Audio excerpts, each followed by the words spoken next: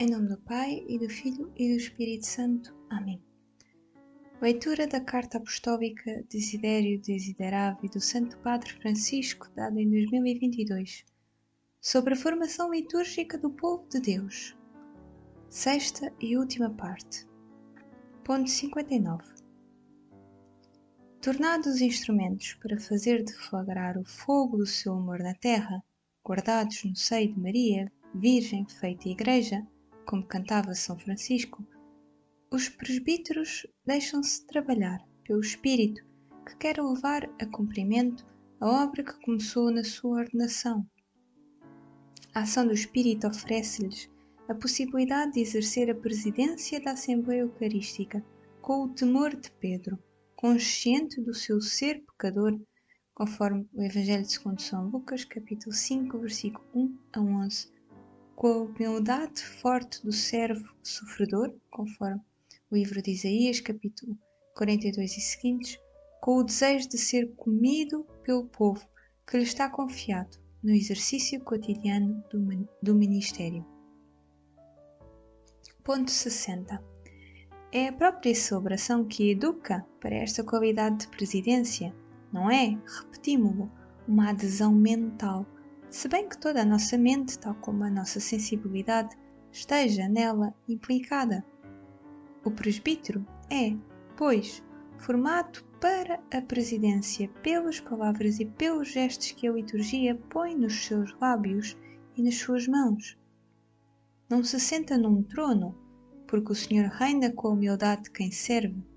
Não rouba a centralidade do altar, sinal de Cristo, de cujo lado aberto correu sangue e água, nos quais encontram fundamento os sacramentos da Igreja, seja o centro do nosso louvor e da nossa ação de graças.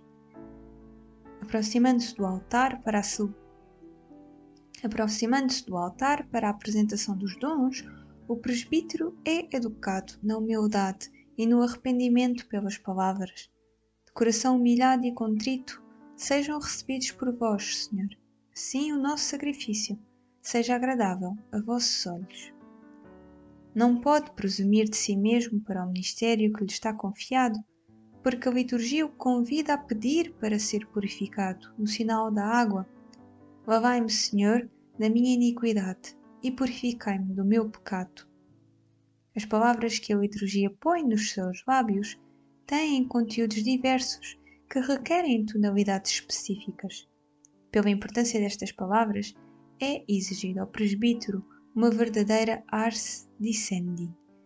Elas dão forma aos seus sentimentos interiores, ora na súplica ao Pai, em nome da Assembleia, ora na exortação dirigida à Assembleia, ora na aclamação a uma só voz com toda a Assembleia. Com a oração eucarística, na qual também todos os batizados participam, escutando com reverência e silêncio e intervindo com aclamações, quem preside tem a força, em nome de todo o povo santo, de recordar ao Pai a oferta do seu Filho na última ceia, para que esse dom imenso se torne novamente presente no altar. Nessa oferta, participa com a oferta de si mesmo.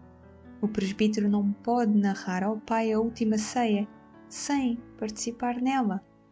Não pode dizer: tomai todos e comei, isto é o meu corpo, entregue por vós, e não viver o mesmo desejo de oferecer o seu próprio corpo, a sua própria vida, pelo povo a si confiado. É isto o que acontece no exercício do seu ministério. Por tudo isto, e por muito mais, o presbítero é continuamente formado na ação celebrativa. Ponto 61. Quis simplesmente oferecer algumas reflexões que certamente não esgotam o imenso tesouro da celebração dos santos mistérios. Peço a todos os bispos, aos presbíteros e aos diáconos, aos formadores dos seminários, aos docentes das faculdades e das escolas de teologia, a todos os catequistas que ajudam o povo santo de Deus a beberem daquela que é, desde sempre, a primeira fonte da espiritualidade cristã. Somos continuamente chamados a redescobrir a riqueza dos princípios gerais expostos nos primeiros números da Sacrosanctum Concilium, compreendendo a íntima ligação entre a primeira das constituições conciliares e todas as demais.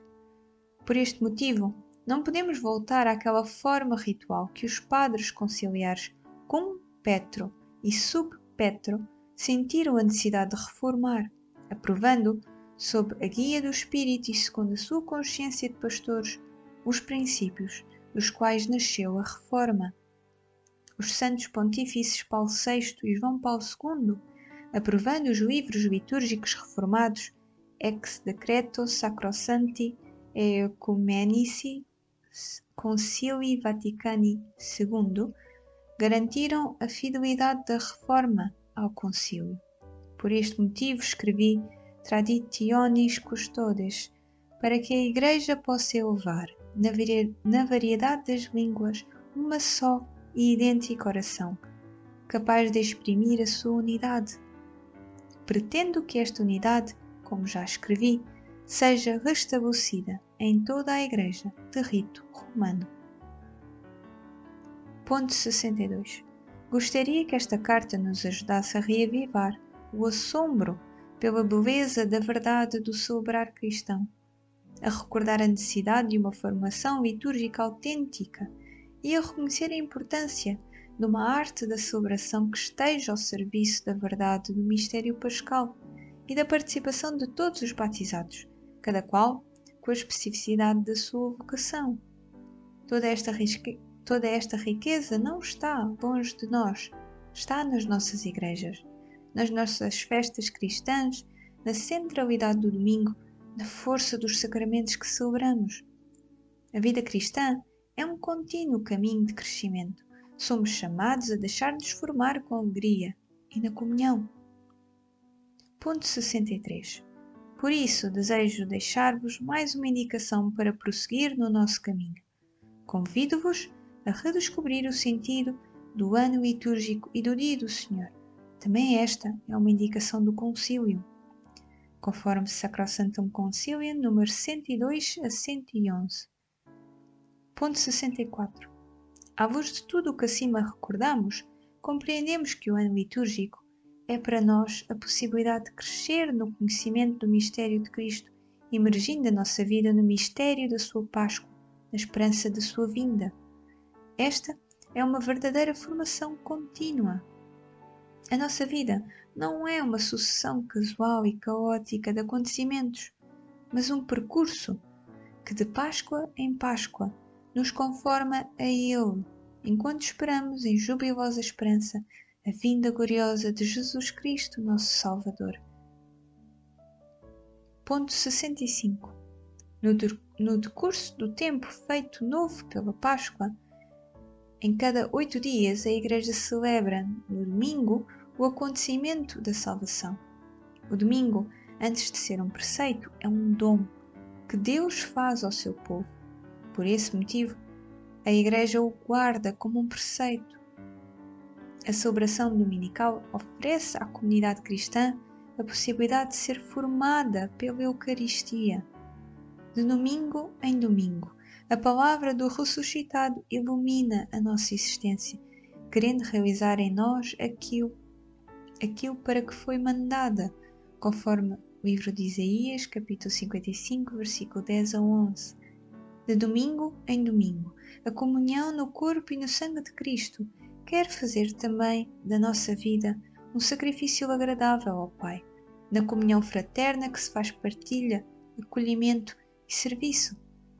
De domingo em domingo, a força do pão partido nos sustenta no anúncio do Evangelho, no qual se manifesta a autenticidade da nossa celebração. Abandonemos as polémicas para escutarmos juntos o que o Espírito diz à Igreja. Conservemos a comunhão, continuemos a maravilhar-nos pela beleza da liturgia. Foi-nos dada a Páscoa. Deixemos-nos guardar pelo desejo que o Senhor continua a ter de a poder comer conosco, sob o olhar de Maria, Mãe da Igreja. Dada em Roma, em São João de Latrão, no dia 29 de junho, solenidade dos Santos Apóstolos Pedro e Paulo, do ano 2022, 10º do meu pontificado. Papa Francisco. Que o homem todo se espante, que o mundo todo trema, que o céu exulte, quando sobre o altar, nas mãos do sacerdote, está presente Cristo, o Filho de Deus vivo. Ó grandeza admirável! Ó condescendência assombrosa! Ó humildade sublime! Ó sublimidade humilde! Que o Senhor de todo o universo, Deus e Filho de Deus, se humilha pondo-se esconder para nossa salvação nas aparências de um bocado de pão. Vede, irmãos, a humildade de Deus, e derramai diante dele os vossos corações. Humilhai-vos também vós, para que ele vos exalte. Em conclusão, nada de vós mesmos retenhais para vós, a fim de que totalmente vos possua aquele que totalmente a vós se dá. São Francisco de Assis, Carta a toda a Ordem, capítulo 2, versículo 26 a 29.